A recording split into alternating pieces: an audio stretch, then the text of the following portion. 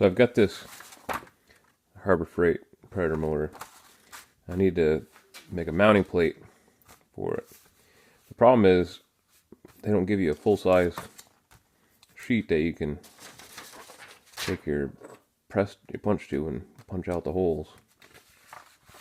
So they they give you the measurements, which is fine. So normally what I do is I just open up my CAD and I just lay out the points and then do a print of the one-to-one print of the flat model of it. But this time I kind of cheated, and I took went into Excel. I use Excel for everything, and so I drew a box.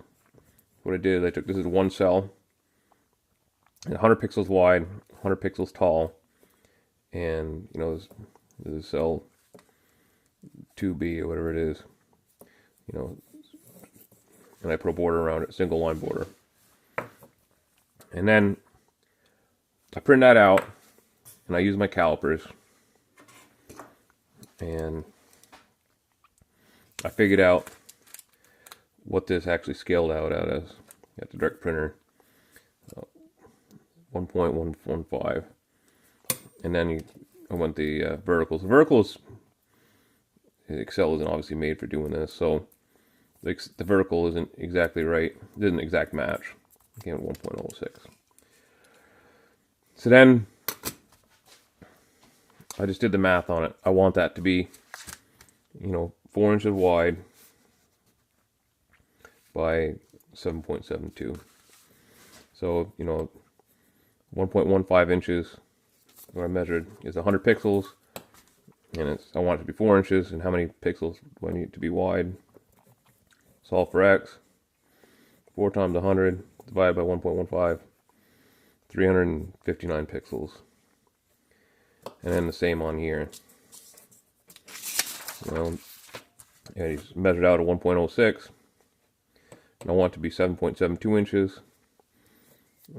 Solve for x. 7.72 times 100 divided by 1.06. 728 pixels is what I have to do.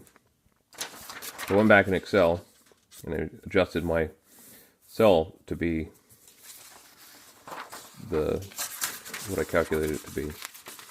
This is 300, so this cell, instead of being 100 pixels wide, is now 359 pixels wide.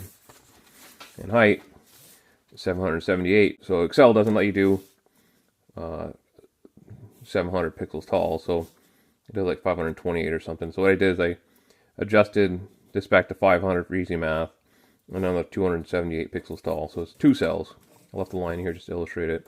So my new box is 359 pixels by 778 pixels.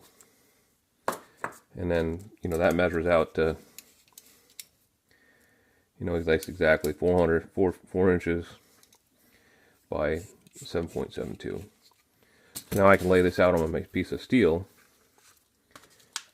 and punch it, and then I have my bolt pattern installed onto my steel.